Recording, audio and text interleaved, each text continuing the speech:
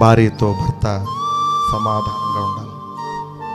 జీవితాంతం నీతో నడవలసిన భార్య భర్తతోనూ సమాధానంగా ఉండాలి. కొంతమంది నోరిసిరేస్తారు.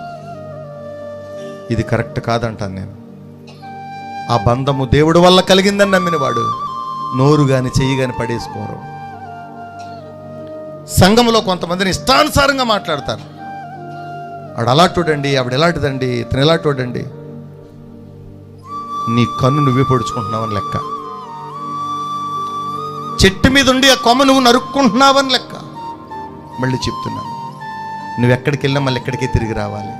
ఇది నీ చెట్టు, నీ కొమ్మ నువ్వు నరుక్కుంటున్నావు, నీ బలమును నువ్వు బలహీనత చేసుకుంటున్నావు.